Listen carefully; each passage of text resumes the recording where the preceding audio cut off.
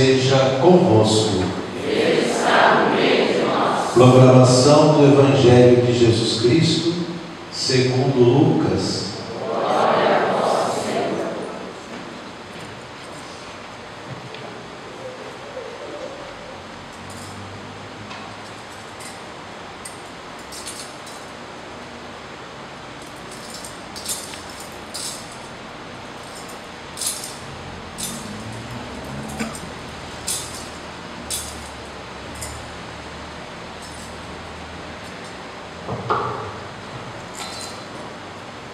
Naquele tempo, vieram algumas pessoas trazendo notícias a Jesus a respeito dos galileus que Pilatos tinha matado, misturando seu sangue com os dos sacrifícios que ofereciam.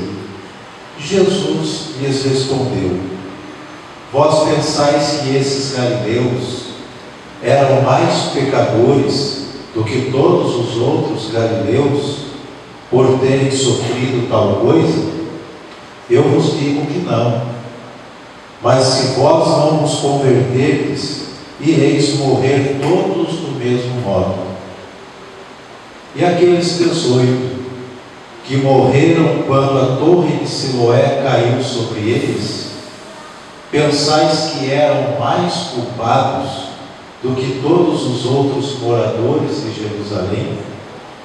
Eu vos digo que não. Mas se não vos converterdes, ireis morrer todos do mesmo modo. E Jesus contou esta parábola. Certo homem tinha uma figueira plantada na sua vinha. Foi até ela procurar figos e não encontrou. Então disse ao vinhadeiro: já faz 3 anos que venho procurando figos nesta figueira e nada encontro.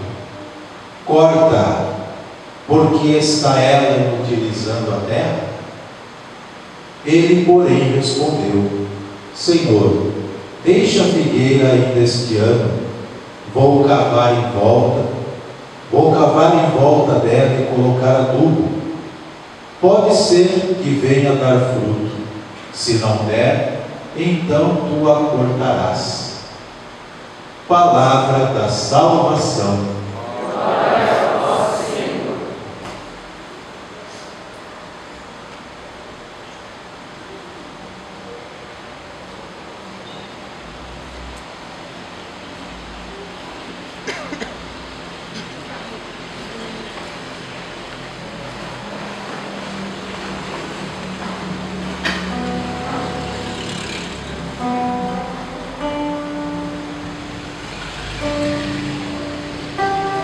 Queridos irmãos e irmãs, nós, neste retiro espiritual que é o tempo da Quaresma, somos hoje animados pela Palavra de Deus, que nos convida a refletir sobre a misericórdia de Deus para conosco. Porque Deus é muito bom, Deus é sempre bom e jamais desiste de nós. Ainda que nós sejamos limitados, pecadores, fracos, Deus continua acreditando na gente, Deus continua confiando em nós. Mesmo que todo mundo desista da gente, Deus continua acreditando que a gente tem jeito. Mesmo que as pessoas nos abandonem, Deus está ali sempre presente. Mesmo quando a gente não tem nada para oferecer, Deus continua se importando e cuidando de nós. Que misericórdia é essa? Que amor louco é esse? Que ama a cada um de nós, mesmo que nós não mereçamos esse amor. Quantas vezes a gente já desistiu da gente mesmo? Ou quantas vezes já desistiram de nós? Ou quantas vezes nós desistimos dos outros? Eu não tenho mais jeito, fulano não tem mais jeito. Mas o amor de Deus acredita que todo mundo tem jeito. O amor de Deus acredita que é possível mudar, ainda que todas as circunstâncias não sejam favoráveis. Ainda que a gente esteja esteja caído no chão, no pecado, na nossa limitação, Deus continua olhando para nós e nos amando do mesmo jeito e nos dando oportunidades de recomeçar. É assim que Deus nos ama. Um amor que nunca fecha as portas. Um amor sempre pronto a estender a mão e nos ajudar a recomeçar a nossa vida. Por isso nosso coração se enche de alegria e de esperança, porque nós sabemos que Deus jamais se cansará de nós.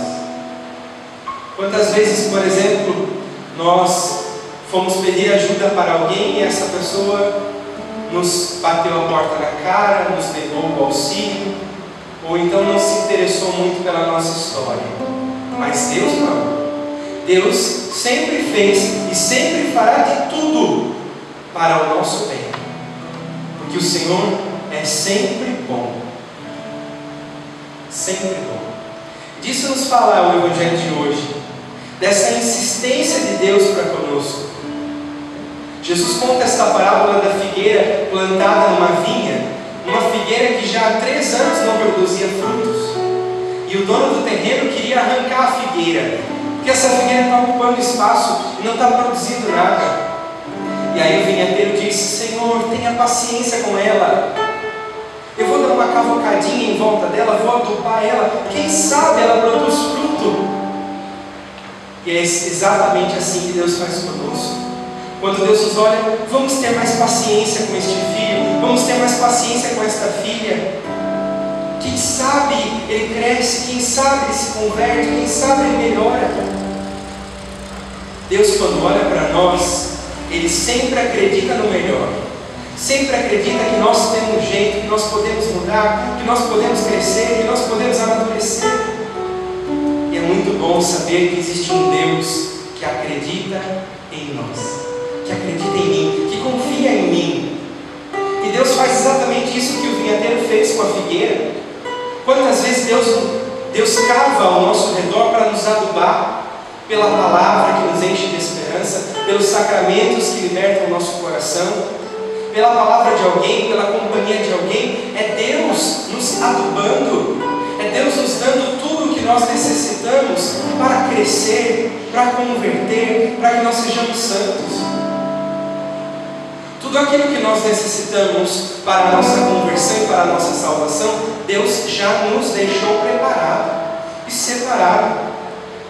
É Deus adubando a nossa vida, para que a gente consiga vencer, para que a gente consiga superar, para que a gente consiga ser melhor. Esse é o amor de Deus, um amor que se preocupa tanto conosco, que faz tudo aquilo que seja necessário para a nossa salvação e a nossa santificação. Se Deus, que é Deus, não desiste de você, não desista de você também. Acredite que é possível sim vencer, é possível sim superar, é possível sim vencer as dificuldades, ser santo, é possível sim ser casto, é possível sim dar um jeito na nossa vida. Todas as situações com Deus nós podemos superar. Todas as situações com Deus nós conseguimos vencer. E aí é bonito ver que Deus não se cansa de nos dar chances e oportunidades. E quantas chances e oportunidades Deus já deu para mim e para você? Talvez você pense assim: ah, mas eu nunca senti muito forte essas oportunidades que Deus me dá. O simples fato de você abrir os teus olhos hoje, quando você acordou, é Deus dizendo: eu ainda acredito em você. O seu coração está batendo agora, e em cada batida é Deus dizendo: eu acredito em você, eu confio em você, eu te dou novas chances.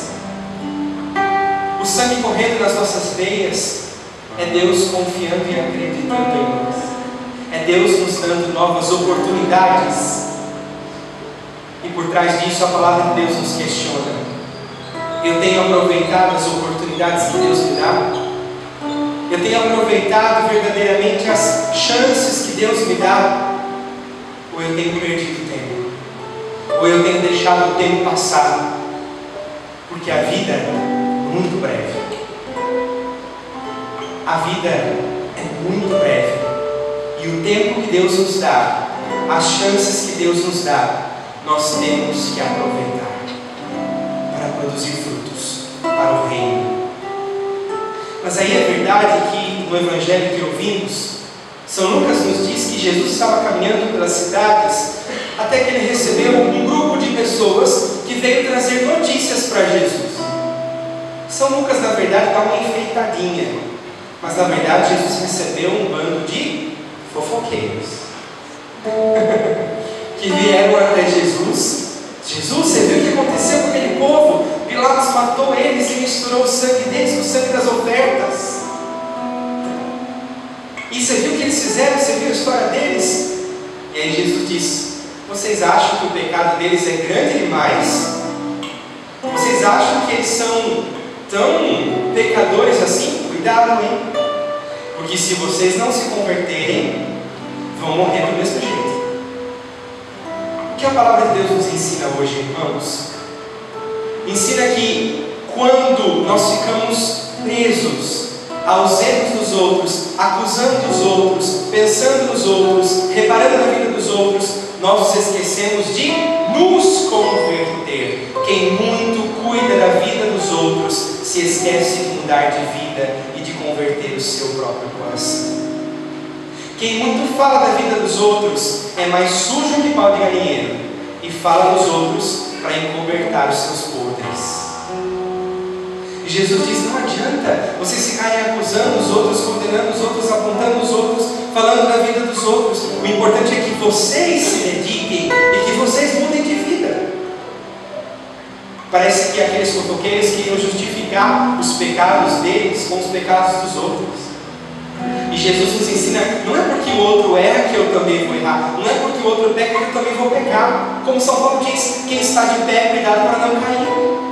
Então não fica apontando muito, não fica comentando muito, porque hoje pode ser ele, amanhã pode ser você. O que é que nós precisamos fazer então? Nós precisamos lutar pela nossa conversão, porque senão nós vamos morrer como eles, como árvores secas e infrutíferas. É preciso que nós compreendamos uma coisa: Deus nos dá a graça, Deus é misericórdia e nos dá a graça, nos dá novas chances, novas oportunidades, mas eu preciso corresponder a isso. Eu preciso corresponder à graça de Deus, me esforçando para produzir frutos para o reino de Deus, me afastando de todo tipo de fofoca, de comentário, de divisão, de competição, de confusão, porque tudo isso não vem de Deus e não agrada a Deus. É preciso que nós sejamos árvores frutíferas. Aí Jesus, contando a parábola da árvore frutífera, ele diz assim: olha, a figueira estava lá na vinha, mas há 3 anos não produzia fruto. Biblicamente, a vinha representa o povo de Deus, o povo eleito. A figueira estava no povo eleito, mas não produzia frutos. Jesus nos ensina que não basta fazer parte do povo eleito, é preciso produzir frutos.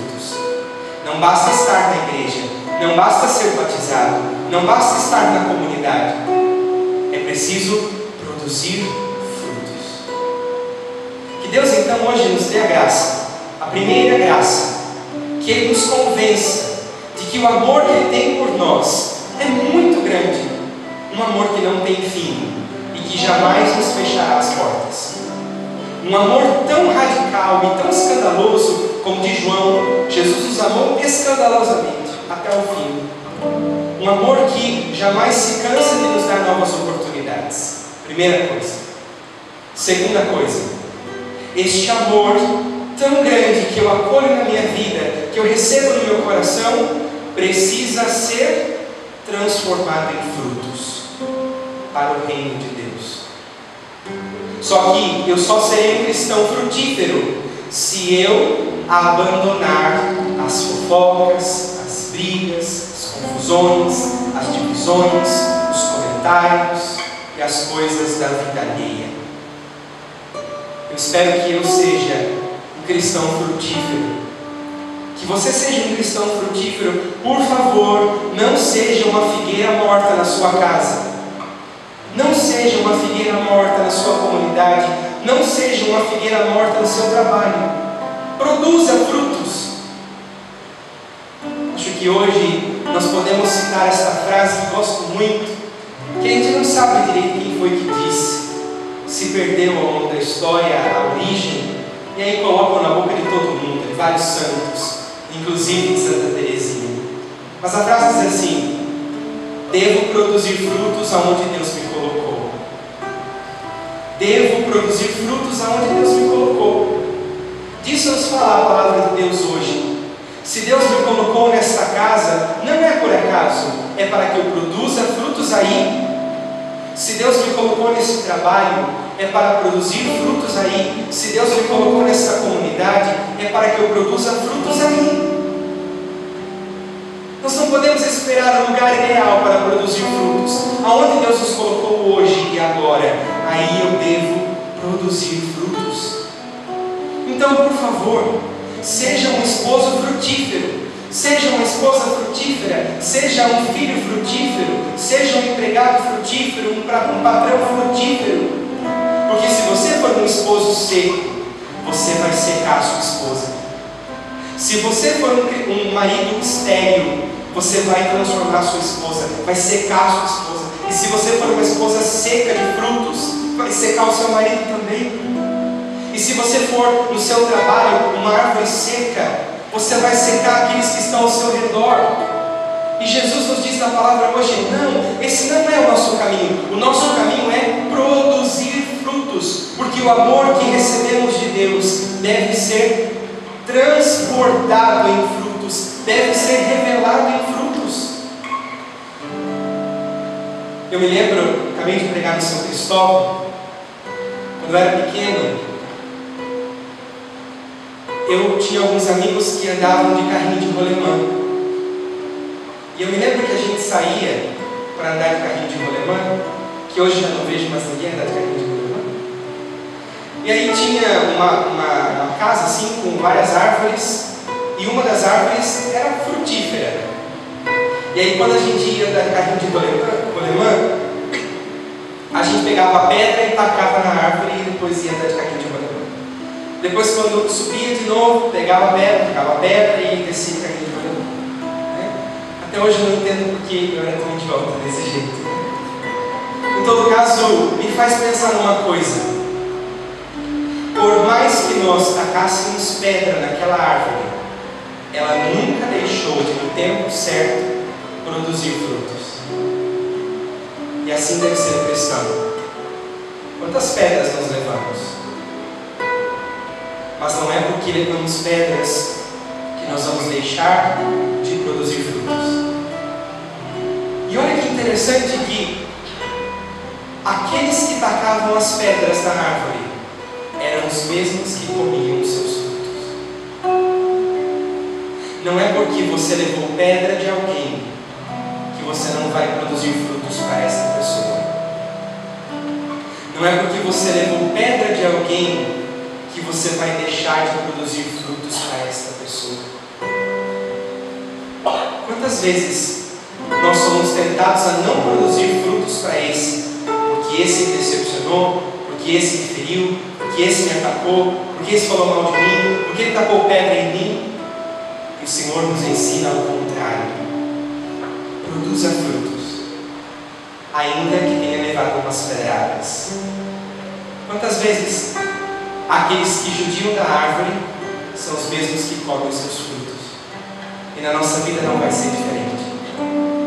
Quantas vezes, por exemplo, dentro da nossa vida de família, a gente se desentende, a gente tem um conflito, mas não é por causa disso que você vai se tornar estéril para o seu irmão, ainda que ele tenha jogado pedras em você. Quantas vezes na nossa vida de comunidade a gente se desentende, machuca aqui, machuca ali, mas não é por causa disso que a gente vai deixar de produzir frutos. Porque a produção de frutos não depende da quantidade de pedras que eu recebo, mas da intensidade do amor de Deus que eu recebo. Produzir frutos maus, aquele que carrega no seu coração o amor de Deus. impossível que eu produza frutos maus se dentro do meu coração eu carrego o amor de Deus. E aí podemos nos perguntar: onde eu estou? Eu tenho produzido frutos? Como esposa, como esposo, meu trabalho, meu estudo? Que tipo de frutos eu tenho produzido? Frutos bons ou frutos podres? Que Deus nos dê a graça nesse tempo quaresmal, né? E nos ajude a sermos árvores frondosas e frutíferas, para que todos possam comer dos nossos frutos, até mesmo aqueles que jogaram pedras em nós. A dinâmica do reino é nunca pagar o mal com o mal, mas sempre vencer o mal com o bem. Que grande desafio nós temos pela frente. Mas para isso é importantíssimo que nós compreendamos uma coisa: Deus nos ama muito. E se Deus, que é Deus, não se cansa de nos dar novas chances, quem somos nós para negarmos novas chances aos nossos irmãos? Se Deus, que é Deus, não se cansa de nos abrir a porta e de nos ajudar a recomeçar, quem somos nós para desistirmos dos nossos irmãos? Que Deus nos dê a graça de pensar hoje e que Ele revele no nosso coração as pessoas das quais nós desistimos e abandonamos ao longo do caminho. Que Deus nos dê a graça de buscar todas essas pessoas, assim como Ele nos busca a cada dia. Que a gente também tenha a coragem de buscar estes irmãos. Mais do que isso, que a gente tenha a coragem de alimentar estes irmãos com os frutos que Deus produz na nossa vida. Queria que você fechasse os seus olhos um pouquinho, colocasse a mão sobre o seu coração, e que no final dessa pregação o Espírito Santo pudesse infundir no seu coração esta certeza de que Deus me ama. E a certeza de que Deus me ama muda tudo na minha vida, muda tudo. A certeza de que Deus me ama me dá um novo sentido para caminhar, um novo sentido para viver. As circunstâncias são difíceis, são ruins, mas Deus me ama. Eu não tenho conseguido vencer os meus pecados ainda, as minhas limitações ainda, mas Deus me ama. E este amor quer produzir em mim muitos frutos. Venha a mim, dá-me tuas tristezas, tuas dores e o teu coração. Venha a mim e dá-me tuas tristezas, tuas dores e o teu coração. É Jesus que te diz: venha a mim e dá-me tuas tristezas, tuas dores e o teu coração. Venha a mim, dá-me tuas tristezas, tuas dores e o teu coração.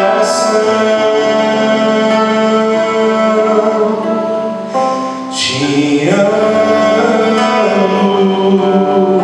és precioso, teu nome gravado está em minhas mãos. Te amo, és precioso,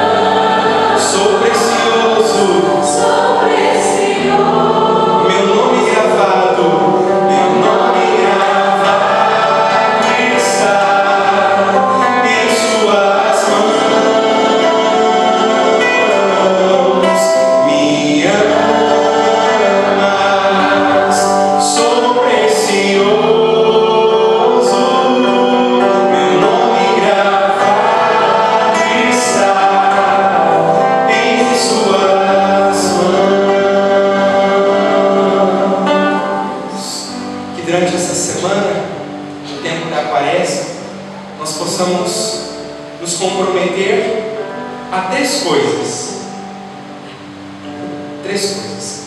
E nos comprometendo a essas três coisas, estaremos vivendo obras de misericórdia. Primeira, não murmurar. Uma semana inteira sem reclamar. Olha que maravilha. Sem reclamar de absolutamente nada. Segunda, uma semana inteira sem falar da vida alheia. Ao invés disso, gastemos tempo jejuando, rezando, adorando e louvando. Uma semana inteira sem reclamar, murmurar. Uma semana inteira sem falar da vida alheia. E uma semana inteira falando para os outros apenas palavras que edificam. A gente fala muita coisa que não tem nada a ver, né? Falar palavras que edificam o outro, sem reclamar, sem falar da vida alheia, e só falar palavras que edificam. Se tiver coragem, assuma o compromisso. Ou se achar que é muito para você, tente fazer só uma das coisas. Porque nem é verdade que se fizermos uma, as outras virão por acréscimo. Se eu me comprometer em só falar coisas que edificam, é natural que eu vou parar de falar da vida alheia e é natural que eu vou parar de reclamar. São coisas que se complementam. Então não se esqueça, quem está fazendo os exercícios, semana passada era rezar com a cruz, lembra? Não sei se alguém chegou a fazer. A cruz, a palavra, a cruz e o espelho.